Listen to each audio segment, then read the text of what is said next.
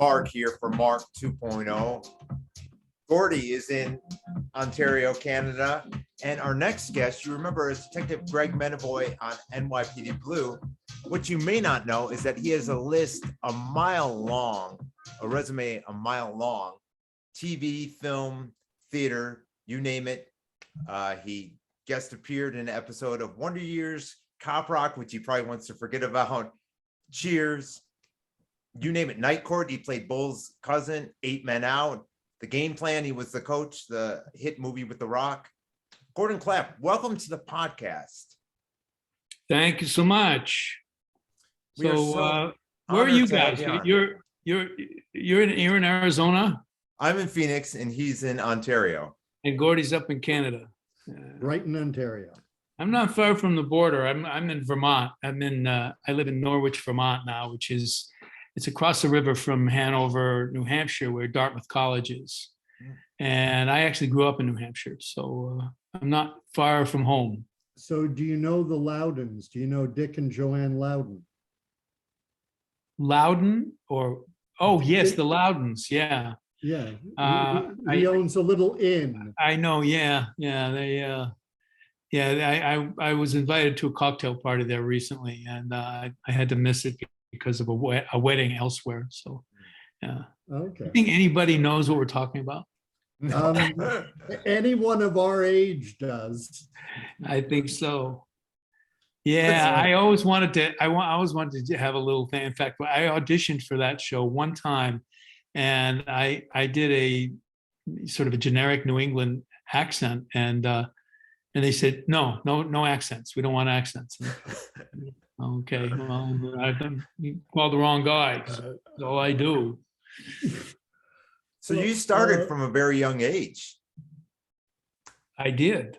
I started. I was in my first professional theater gig when I was 12 years old, and it was in my hometown. It was a small summer stock theater, and I actually played a French Canadian. I was the little son of in a vaudeville family. That they lived in Hull, and I played, and the name of the character was Bibi Bonnard. It was the Happy Time, which became a musical, but it was before it became a musical.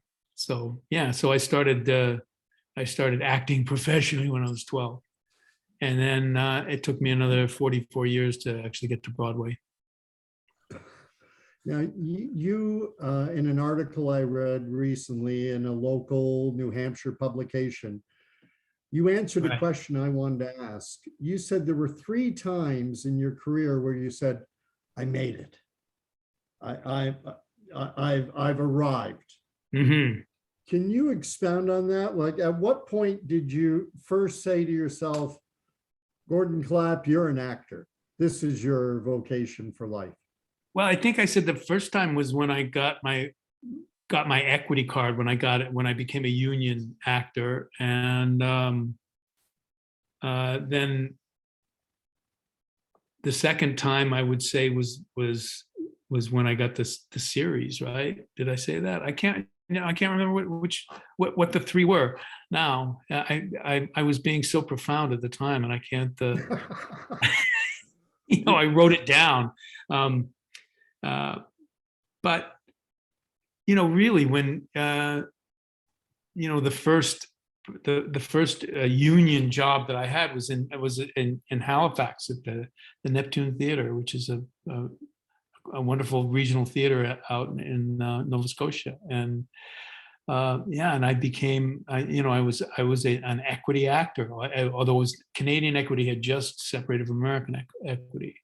But that was a big moment for me. I really felt like, okay, now I can actually say I'm an actor, and I'm a card carrying actor. And then when I got made on the show, when I got made, and that was a big moment. And then when Gail O'Grady called me at 6 o'clock in the morning to tell me that I'd been nominated. Both of us had been nominated for supporting actor, and this was in 1994, the summer of 1994, and Friedrich Finkel stole that from me. He stole that Emmy from me, but I forgave him. He was a wonderful, wonderful actor. He was on the lot with us. He was in Picket Fences, but so I didn't win that one. But I won the other one. But I think really the thrill of being nominated the first time was just, it was incredible. And that, we had so many nominations that year. It was wonderful. But you've also been nominated for a Tony Award for your role in Glengarry Glen Ross, have you not? Yes. That was incredibly gratifying to me, for it. That was my Broadway debut. And so I also won what's called a Theater World Award, which is for an auspicious Broadway debut. And there are about, I guess they do about 10 people a year they award that to. So that was really, you can only win it once. Yes, you can only make one debut. Yeah. But I'm in the company of Marlon Brando, and I wish I should have the list of, when I tell people about this, I should have the list of all the people who've won Theater World Awards. And it's not only celebrities who get these, because a lot of celebrities, a lot of people make their bones in this business before they have their Broadway debut. So there are people who and they say, oh well, he won it just because he's a celebrity, he's a name. But there are very few celebrities who win these awards. They're just really good actors who've waited a long time. I recently looked up my year, which was 2005, and I didn't know most of the people, and realized that I just worked with one of them, one of the people who was in my year. But I just want to, Celia, who was in To Kill a Mockingbird with me. You use the term made your bones. You'd made your bones 100 times over by the year 2005.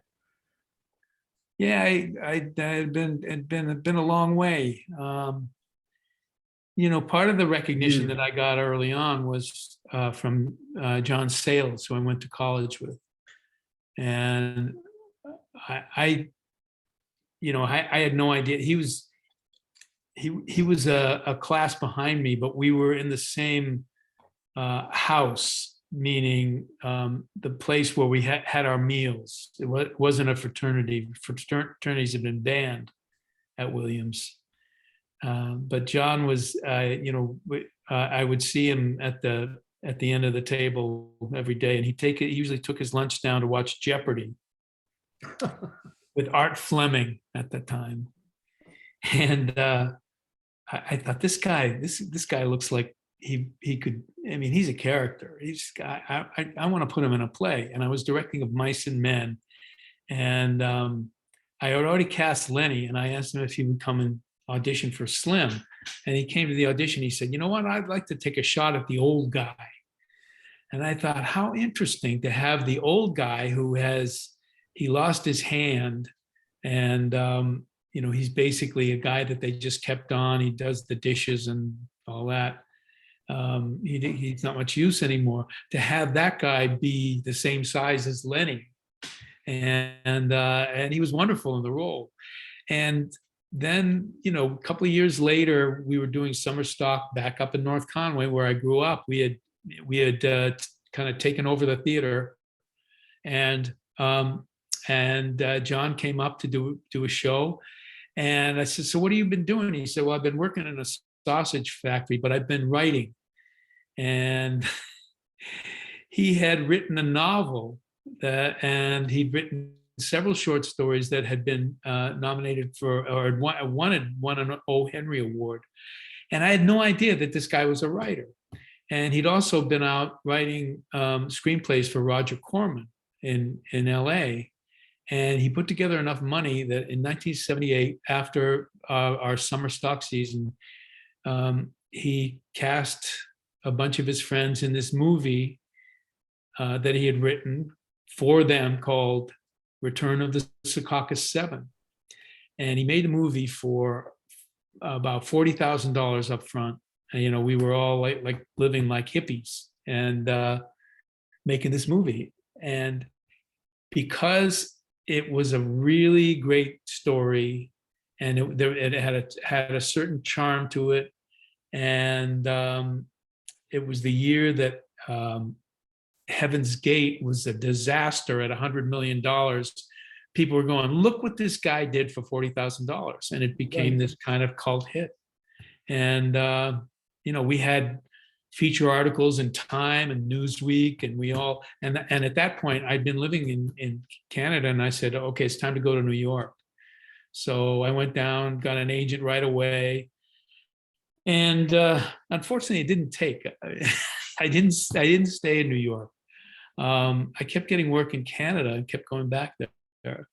So I went back up there, got more work, and did a couple more films with John Sayles, Mate One, which is a wonderful story, very dark story about the coal mining wars in West Virginia, and you know, about the struggle to try to get them unionized, and in the 20s. And then the other one was 8 Men Out, which was probably John's biggest feature, and really just a wonderful experience for all of us. We had a ball. I mean, we all got to play ball again, and we had our own little spring training, lasted about a week, and we shot in Indianapolis. We had an ex-major leaguer, Ken Berry, who was known as the Bandit. He was a center fielder for the White Sox, and he came down and got us all into shape. And David Strathairn played Eddie Seacott. David and I had gone to college together at Williams, and we'd done tons of summer stock theater. And we were the seniors in the cast. We were both 39 when we did the movie. And did you do your own catching, or did they have? Yeah. You hunkered down behind the plate? Yeah.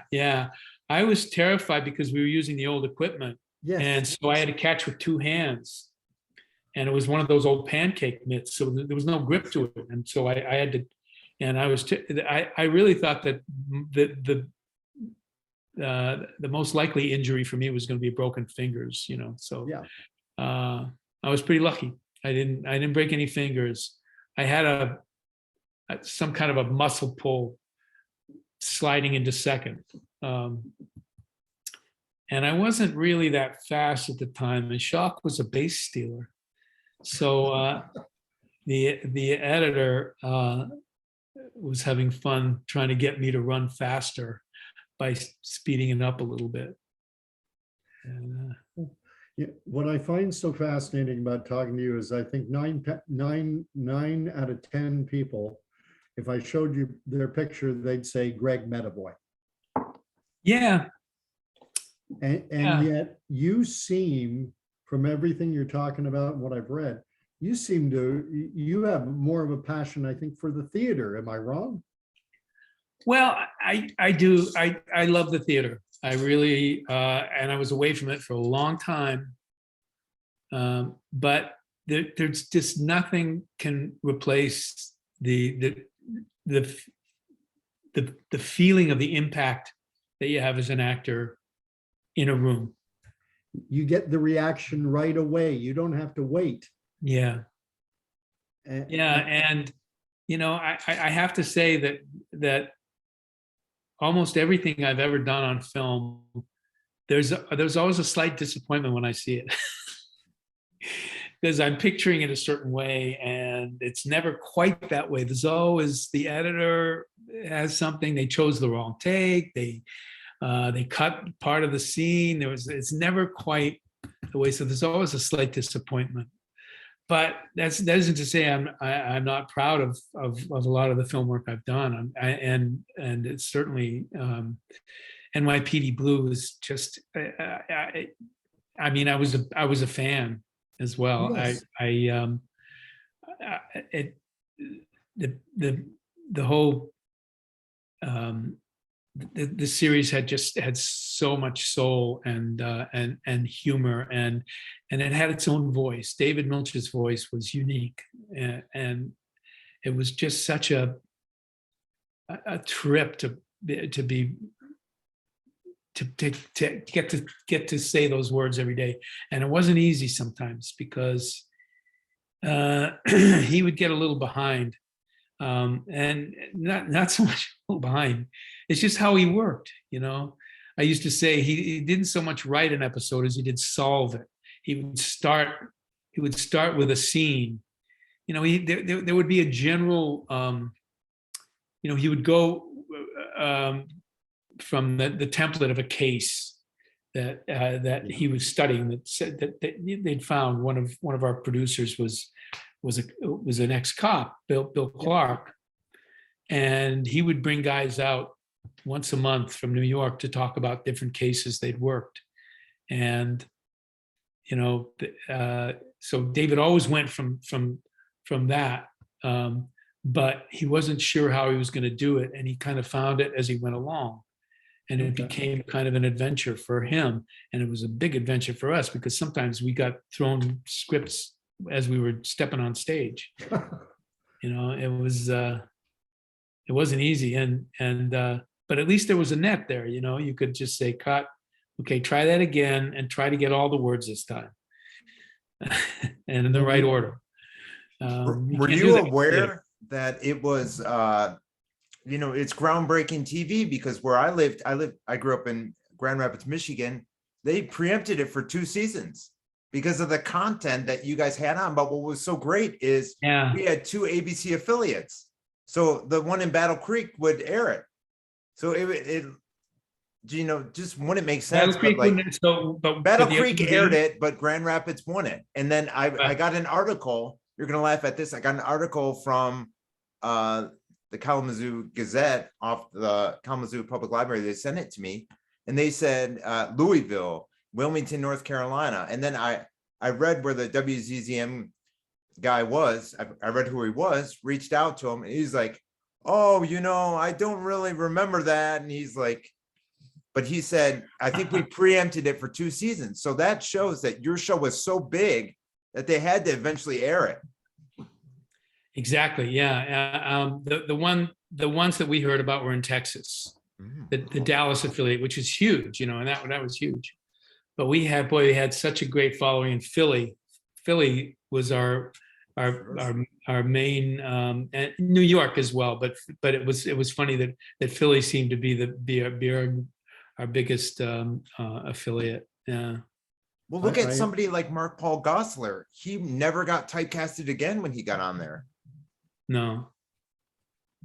What do you? You're saying he never? Because for his role, when he played Zach Morris on Save the Bell. Oh, right. He would have been typecasted. I remember watching an interview on Access Hollywood or something where he said, after getting the role on NYPD Blue, I'll never be typecasted again. And look at him; he's been working ever since. Yeah, exactly. Rick Schroeder, same thing, and instead of pretending that Ricky had never been acted as a kid, David Milch just flew right into it and made all kinds of comments about him looking like he was 14 and everything, and having Sipowicz do that. And so instead of trying to go, okay, we've got to treat him as an adult now, he just said, no, let's just have some fun with it. Now I lost the thought I just had. Oh yes, now I saw an interview with Jerry Orbach where he played Lenny Briscoe on LA Law or Law and Order. Law and Order. Yeah. And he was talking about the fact that he couldn't walk down the streets of New York without cops going, "Hey Lenny, how you doing, Lenny?" Yeah. you must have had a similar experience if Oh, you yeah. went, everyone. Yeah, "Hey, yeah, it was great. Medavoy!" It was great. It doesn't happen anymore. It's No? interesting. No, I was just doing To Kill a Mockingbird on Broadway last fall, and I don't think I got recognized by a single cop. And boy, do the cops look different now. First of all, I would say about 20% of them were shorter than I am. And, I was my character. One of the things that David said was, we're kind of taking a chance in a way because you're shorter than the average cop was at that time, Yeah. But yeah, they're younger. And I mean, a lot of them probably never saw the show, True but it's enough. still on. I mean, I got stopped in Home Depot yesterday by somebody who said, "Yeah, we still watch it every night." And I'm going, "That's incredible." I guess it's on one of the smaller cable. It's on Hulu also. Oh, you know what? It is on Hulu now. Yeah, it was on a thing called a cable station called Heroes and Icons. Actually my cable had that on there for a while, but yeah, that's right. It's on Hulu. Yeah. Yeah, I've got to ask the question because I wasn't aware that To Kill a Mockingbird has been adapted for the stage.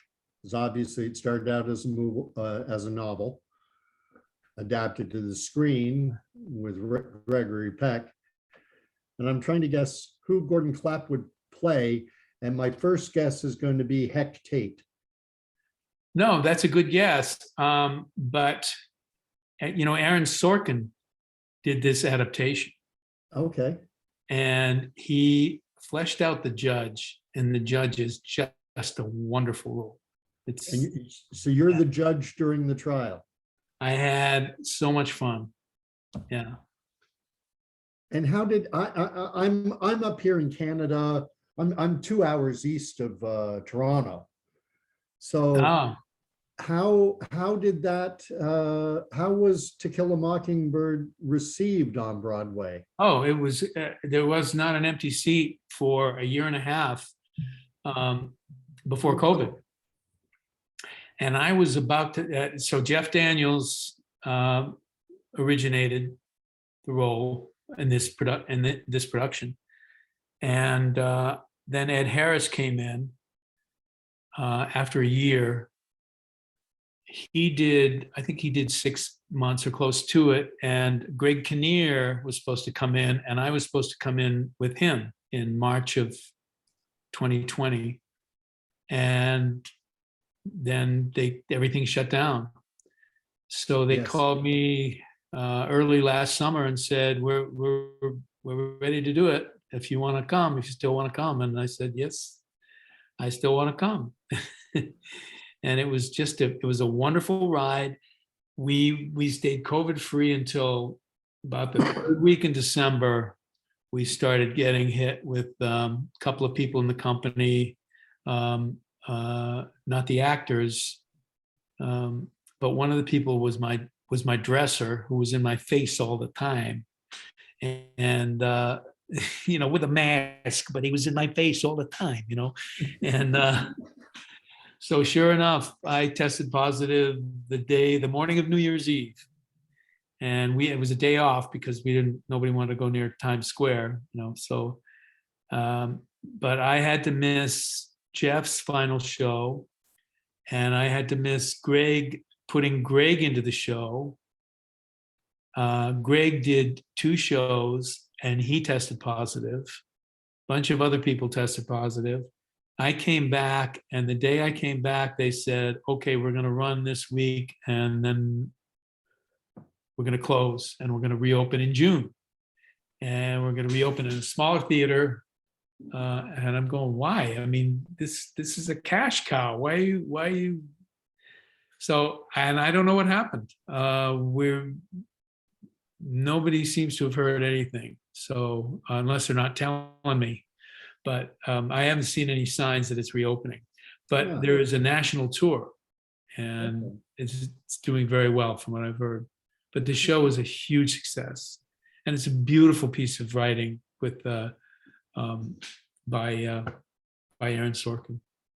Well, with And everything- Mary Badham, who played Scout in the film, Mary Badham is playing the old racist lady in the who in carries tour- the Confederate pistol under her shawl.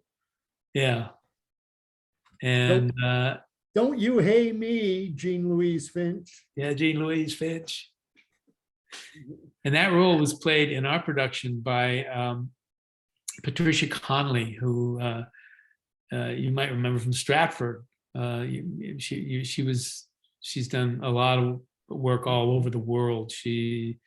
I say she's from Australia, but she was born in Africa, and she's lived everywhere. And she's lived in North America for a good part of her career, and she was wonderful. She's 88 years old, and she was my pal during the show. We go out at night and go out on the town when everybody else was going home. Trish and I would go out and have a couple of pops. It was fun. So she's she's married to a younger man who's a very successful actor, theater actor. He's doing very well too. So yeah, it's just when I get talking about all these people I've worked with, they're just like a who's who. There's so many people in the theater. I've done the last two shows I've done have been Broadway shows. The other one was The Great Society at Lincoln Center with Brian Cox. Wow. And Richard Thomas, Richard Thomas is playing Atticus in the national tour. Oh, very good. So, yeah. I remember reading about Richard Thomas was playing in a reprisal of 12 Angry Men. Yes, he was. He did it. He did a couple of tours of 12 Angry Men as well. Yes, they came to Toronto, and it blew up. It had a very long run with the Mirvish Theater. But if you had a choice, I mean, you NYPD Blue is what blew you up and turned you into, a household name. Maybe not Gordon Clapp, maybe Greg Medavoy, but everyone knew who you were. If you had the chance to be in a Streetcar Named Desire, in a Tennessee Williams play is handed to you, never before shown, Cat in a Hot Tin Roof caliber, and you have and you're on NYPD Blue. If you had to choose between Broadway and a network top-rated show, well, there are a lot of considerations there. The joke that I always had was about which do you prefer, theater or film, and I go, well, I prefer theater everywhere except when I'm standing in line at the bank and I look down at the check. That's my wise guy answer to that. And it's not very nice to say that, because people pay whatever they can in theater, and it's what they don't realize is we'll do it for free. But the other considerations right now are where are you gonna live? And I can live. I don't think I could go back to LA. I don't know if I could go back to LA. So I'm an East Coast guy, I'm a New England guy, and New York is a challenge too. But I'll go, but it's usually kicking and screaming. And when I get there, I'm fine.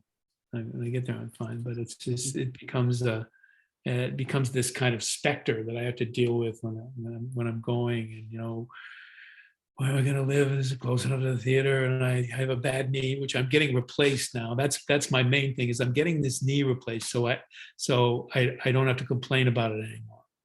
I can actually do things with my wife, who's much more active than I am.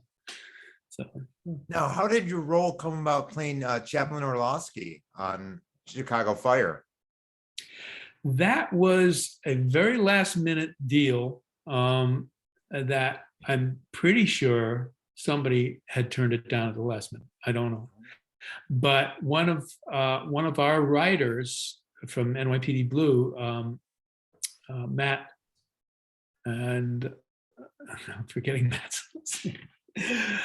Anyway, Matt Olmsted was really I think the main writer at the time on Chicago Fire, and I'm assuming he put in a word for me. Maybe Mark Tinker, who was directing Chicago PD at that time, but that just came out of nowhere, and I thought it was going to have more of a life. And I did some really fun stuff for maybe 5 or 6 episodes, and then it just kind of became not much of a presence. And I don't know why. I mean, I know that they replaced me with a younger, kind of young hunky guy who ironically had played my son in an episode of In Plain Sight. Wow. So It is that was such, funny. He was about 6'4", and I don't know how they cast him, how they cast me as his dad, but it was you've worked with everyone, Judd Hirsch. Yeah, that was a great episode. The when I ski first got to lodge. LA, yeah, Dear John. And Lovely. we've been talking about To Kill a Mockingbird, Harper Lee. We got to get on to Robert Frost. This is such highbrow conversation. I've got to take it down a notch because you played Kirk on Dear John. Yeah, Kirk, was that his name? Yeah, Was that it? was his name. You were talking, hey, the girls. You had I was a friend of John or something, and I don't remember. Yeah, it but was the the one other guys got episode. jealous that he had developed did. this friendship with me or something. Yeah. Yeah. And Yeah. I was just wondering, growing up with the name Gordon Clapp, what were the jokes that you would hear? Well, it was this until Okay. middle school, and then it Yes. became something else. Yeah. So and I always had a sense of humor about it. My dad almost dropped the gloves with somebody at one point who made a joke about it, but he took it a little more seriously than I did. And you grew up. It's all right. It's a good name. I'm told that Eric Clapton's real last name was Clapp. That's what he started with. Ah. Did you never thought about changing it? I never did. No. I think the name changes stopped a generation earlier. Okay. But boy, most of the major stars started with different names Yes. of a certain generation. Yeah. The 40s and 50s, they started with different names. And you're so versatile, and I saw in that article that local publication talking about finding the voice. How many different accents can you do? Because New Hampshire is such I consider it half Boston, half New York. No, No, it's farther away. Half Boston, half New York is Rhode Island, which I can't do. okay, It's so hard because it has some Boston sounds and some New York sounds. okay. So Boston, I have a lot of fun with. I did a play called Trick or Treat, written by a guy from Lowell, Mass, Jack Neary. And I played Johnny Moynihan. Johnny Moynihan was, had a family, and he had a little problem with his wife. He decided that she had Alzheimer's, and he needed to do something about it. So, but his son's a cop, Teddy. Teddy's he's a good cop, And so that's my Boston thing. And the Boston Okay. thing is a little different from New York. New York is a whole different. You got to talk. New York, then you go down there, and And so some of the sounds are the same, but not all of them. Not all of them. And I had to do Philly for Mayor of Easttown. And that was really difficult, Philly. Yeah. And we talked about it New before Hampshire, going- New Hampshire comes up like that. And, you know, you're talking about, come on there, Russell, you dragging out here, go fishing. What do I have to do now? As far as I can see, you better start dragging a boat. Well, before we went live, you were hitting us with your French Canadian accent there. I'm sorry? Your French Canadian Quebecois, accent. your French Canadian. Oh, oh yeah. I'm trying to remember the name of the guy. Jacques Côté was his son stayed with me in Studio City for a while, you know, but he was from Montreal and he talked like that, you know. He was, but you know who I was friends with was Rod Gilbert, you know, of the Rangers, the hockey player from probably the Roger one of the Bear? most famous of the New York Rangers, Rod Gilbert, yeah. This guy, I had Roger Bear's poster hanging over my bed in Glen, there New you go. Jersey from 1970 to There 1975. you go. Well, he was a great guy, but he talked about, you know, when I stopped playing, you know, I was interviewing for this job, and I said, so where would I have to live? And the guy says, well, you know, you would be based in Montreal. And he goes, oh, Montreal, it's Montreal. There's nothing but hockey players and whores.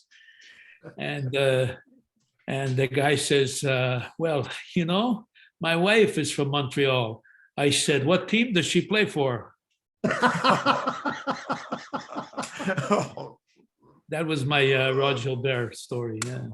Oh, I have heard stories. I met Brad Park's parents once, Uh-huh. and when they wanted to know, was Brad Park your favorite player? And I said, I have to be honest, it was Rod Gilbert. And the Brad Park's dad made a remark, which basically inferring that Rod Gilbert had the reputation for being quite the ladies' man. He was quite the ladies' man, I've heard. Yeah. Yeah. So the reason I knew him and I knew Brad Park and Phil Esposito, I used to go to, you know, you get on the celebrity golf circuit and, Yes. and you go to these, you know, these events and you spend weekends with these guys. You don't actually get to play with a lot of them, but you know, they're on different, everybody plays with each team of patrons has their own celebrity captain. And some people were unfortunate to get me instead of, you know, the Grand Duguay, who was amazing. Oh, Mr. Hare. Yeah. I'll be honest with you. If I was playing in a charity golf event, I'd rather play with Greg Medavoy than with any hockey player, Jean Rattel or Eddie Jockman. I don't care. Well, you know, after I, you know, I would be taking my seventh shot on a par 3, and you know, I finally get in the hole, and you know that they do this, you know, mock cheer, and I'd say, "You think that's good? Wait till you see Phil Mickelson's Hamlet." Oh, that's great. Brilliant. We got to talk about what you're doing right now, because you're doing a one-man show, and as I understand it, you were involved in the writing. I was involved in I made a pledge. I've had a lifelong passion for the poet Robert Frost. Yes. Who writes about, you know, a lot of his work is set in this part of the world and has a connection with this part of the world, and it's where he grew up. He was born in California, but he spent most of his life in New England. Yeah. And he has had a great impact on me. And about, after I was through college and I'd done papers on him and I sort of performed for friends. I read some of his poetry for friends and that kind of thing, but I hadn't really done anything with it. And I said, I want to bring him to the stage at some point. I think he's stage worthy. And years went by before I did anything about it. And finally, in 2008, I was sitting around doing nothing one night, and I took out a camera and I said one of his poems and as Robert Frost, and I started talking about it. And I said, I think it's time. I think I could do this. I'm younger than the Frost that I want to portray, which would be somebody toward the end of his life. But I had no idea what to do with it because I couldn't make up stories about him. I couldn't, there were certain things in his life that I thought would be, have incredible dramatic value. But the estate was really protective of him because he'd been vilified in in the main biography that was written about him. And so they were very careful. And they didn't want people to portray him. They didn't. They just wanted his poems to be read, not to be said. But I literally stumbled across a script. A friend of mine had been reading plays for a theater in Cape Cod, and he came across a script and he knew that I was interested in Frost, and he said, I'll hook you up with a playwright, which he did. And we started working on the piece that he had written and trimming it and sort of rearranging some things. So I had a hand in the adaptation of his play, which was actually 95% Robert Frost. There was very little in that play that Robert Frost did not utter. And Andy had taken, he'd been to libraries all over the country and found material, old tapes of his talks. Frost did what he called barding around the country for the last 25 years of his life. And he was like a stand-up poet, He was a rock star poet. People referred to him as a rock star poet. I just did an abbreviated version for the class of 1962 at Dartmouth. So this was their 60th reunion. They were all, Robert Frost was on campus all 4 years, all 4 of their years. And they had stories about him. And I was presented with a paperback edition of his poetry that was signed by him, by my history teacher from Williams was in that class, and he had told me the story. And that night he presented me with the book, and I said, "That's a treasure. You cannot part with that." And he said, "When you get to be my age, which is, will be about 10 years, you'll want to give things to people that whom it has even more meaning, and you want to leave things with people." And so that meant so much to me. Well, the thing that struck me when I was reading, you kept in a couple instances in this article, you referenced the fourth wall. And for anyone who's never been on stage, the fourth wall is in your mind, what you're seeing. There's no audience out there. But you talked about breaking down that fourth wall and looking out directly into the audience and trying to connect with 3 or 4 people. That's a different kind of experience than theater normally is. It is. It definitely is. but it's the most wonderful feeling to, and with that piece, especially with an older audience, an audience who knows some of the poetry, people who knew him, or at least witnessed him. He died in 1963, so these people would be of a certain age now. And but there's still a lot of them around, and it's just such an incredible jolt to get that, to feel that recognition. When I go out on stage and I start saying, as he put it, saying some of the poems, and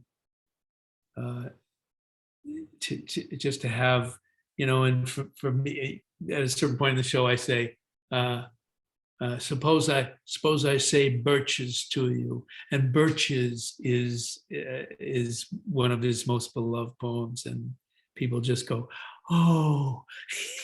So it's, I give him a lot of credit,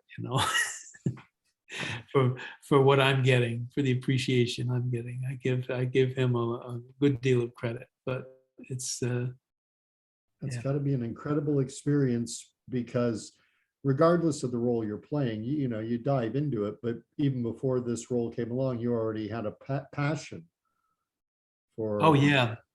And so you've been part of the creative process, even though it was pretty much all written. You had input into, yes, no doubt, the staging, the blocking, everything. Yeah, well, there are some, and there are some stories that he has that I've taken little liberties with to make them a little more fun, and I think the family would appreciate it. I did one performance where his granddaughter was there, and she spent a lot of time with him, and she's a tough nut.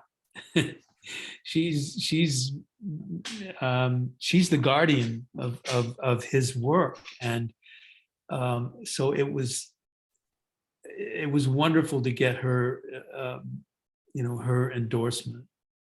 Nice. And it has to be really hard for a family to witness somebody portraying a family member. It's got to be sort of an out of body experience if it's done right. So, I've had people who did know him and witness him have given their seal of approval to this. So I feel good about it. Excellent. No, I picked a guy I wouldn't be too old to play for another 10 years. So in fact, it was another 20 years when I first started doing it. You've got a potentially long road ahead of you. Yeah. No, so it's 15 years now. So 15. It's I won't be going too to old get for shorter and 15. shorter as the years go by. Yeah, it does. Now, if anyone wants to come and see, you're taking this on the road. If someone wants to go and see Gordon Clapp, I wish I could say I'm taking it on the road. Okay. He's a tough sell these days. Yeah. It's colleges want something a little more exotic than an old white guy reading what many people consider to be Hallmark card poetry, and it's not. That's the thing that people don't get at first. People hear his name, they think, oh, doesn't he write greeting cards? No. No, his stuff is a lot more complex and darker and deeper. The road not taken is the example that most people give of something that seems like a sweet poem. Yeah, he decided to take one road instead of the other and look and he's had such a great life. Now he's had such a great life. So and he's so happy about it that he's sighing. It's a sigh of satisfaction. And then you look at it again, you go, isn't it? Or maybe it's a sigh of regret. Yes, maybe. We're not really sure. I took the road less traveled by, and that's made all the difference. But what is the difference, you know? Yes, why does differences can be bad too. And in the show, he says that poem isn't very like me. That's like a friend of mine. He said to me when we came to a place like that going home, you know, a fork in the road. I said, which way? He said, doesn't matter. Whichever way you go, you'll be sorry you didn't go the other.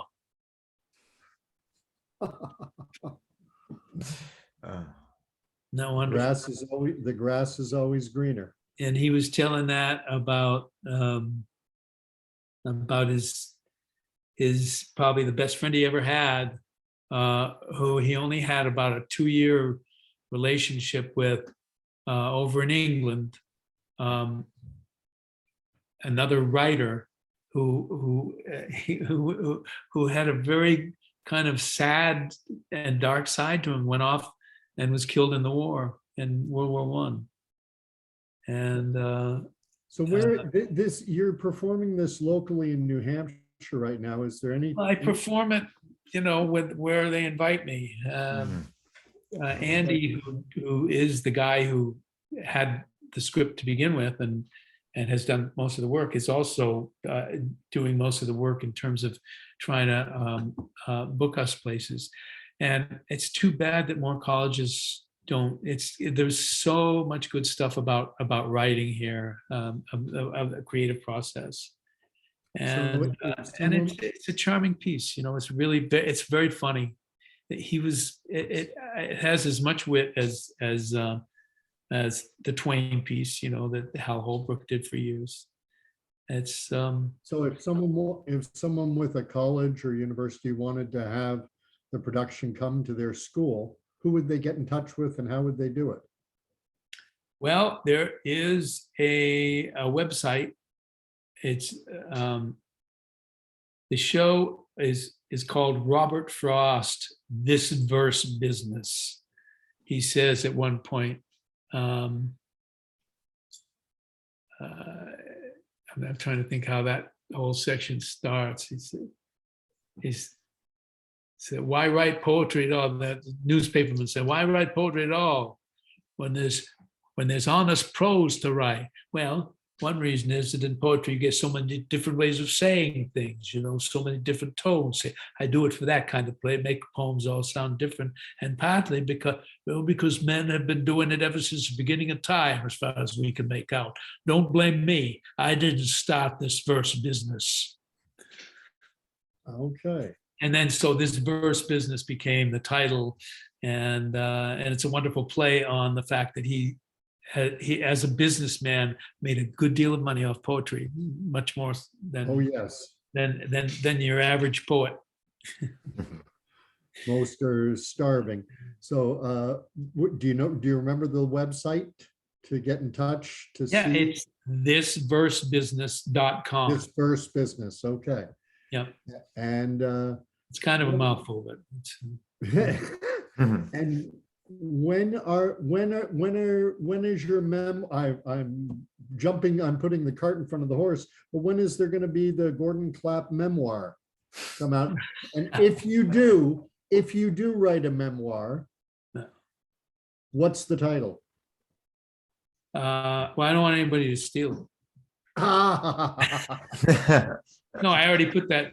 I put that out. I said the title would be Places, which is the call that the actors get to, you know, stop, you know, reading your book or Places, everyone. Calling your wife and get to your spot to come on at the beginning of the play. It's called the Places Call, and it's and then the other meaning for it would be of all the places that I've been, and where I've done theater and done film all over North America, really.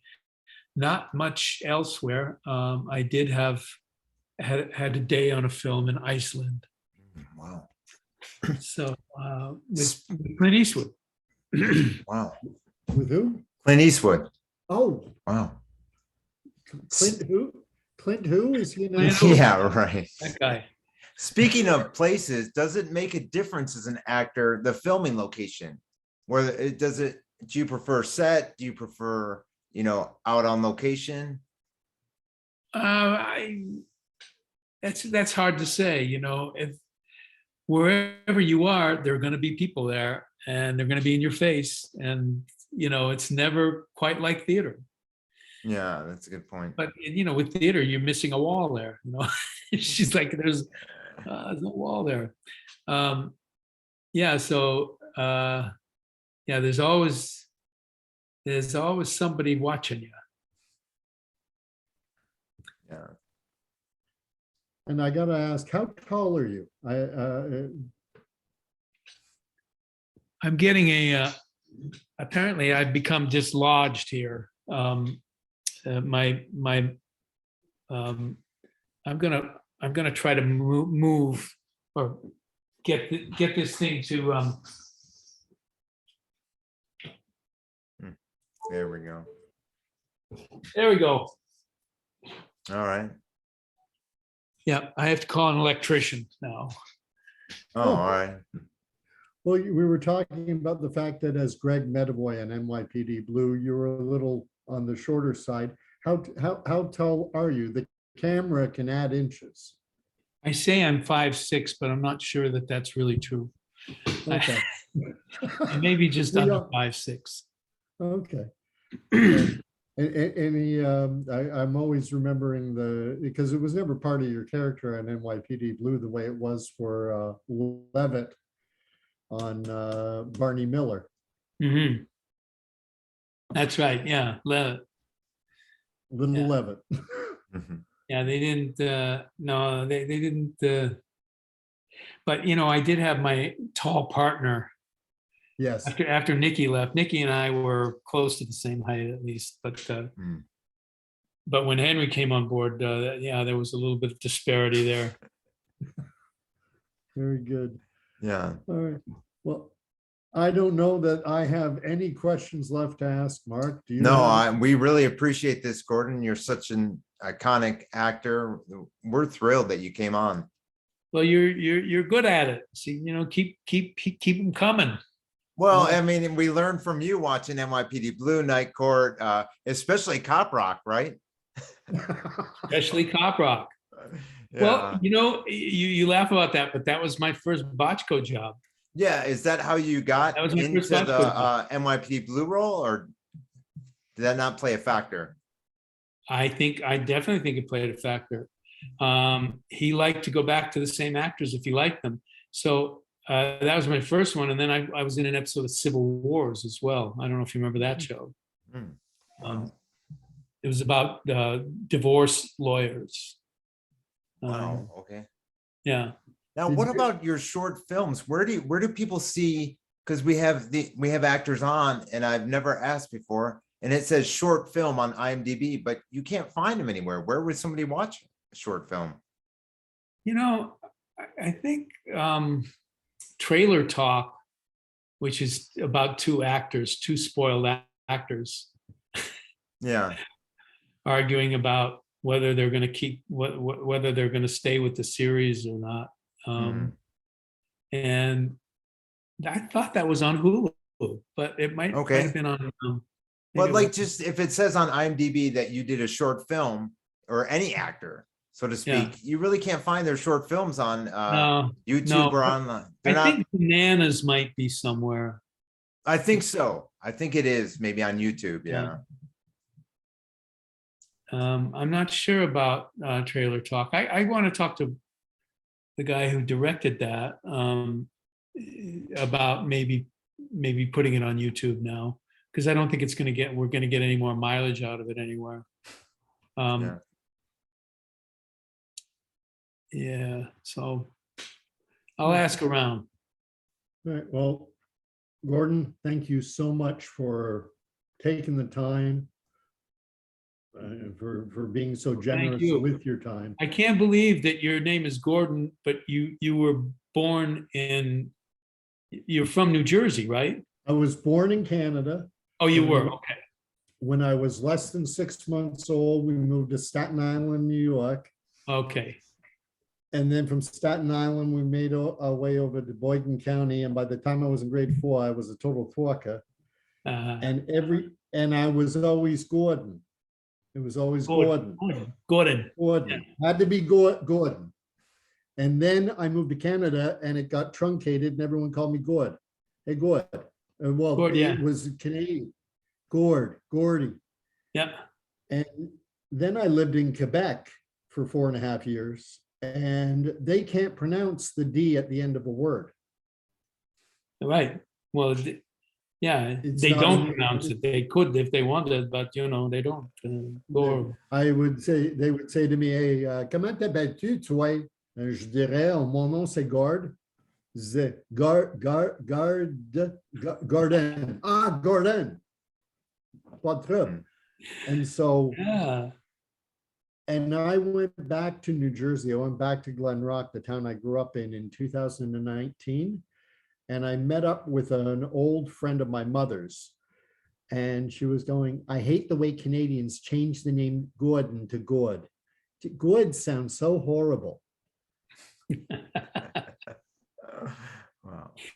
Well, I was wondering how, because I only knew a couple of other Gordons growing up, and then I went up there, and they're all Gordons, Yeah, it's a Scottish name. Yeah, and my brother's name was Ian, and it had another one, And, Are you Scottish? no, no. Well, interesting. I have a Scots background. My great grandfather was a peacock. There you go. All right. That's why you're Gordon. Yeah, but I don't think it had anything to do with that. I think it had something to do with my father knowing a couple of people by that name, by those names. Yeah. Oh, So there you go. all Gordy right. Pinsent. Gordy Yes. Pinsent was, I worked with him early on up there. And then he played my dad a couple of times in different things. Oh, wow. Yeah. Wow. I used to work with his grandson, Ah, and they looked alike. really? Yeah, up in North Bay. Anyway, Well, this We're was rambling, great. We Mark. really appreciate it. As always, subscribe to the podcast. Check out a podcast episode. If you like it, subscribe, share. We'll be posting clips on our social media platforms. Mark 2.0 is the name. Gordon Clapp. Thank you so much. The two Gordons for a change on the Of course. podcast. Yeah. Excellent.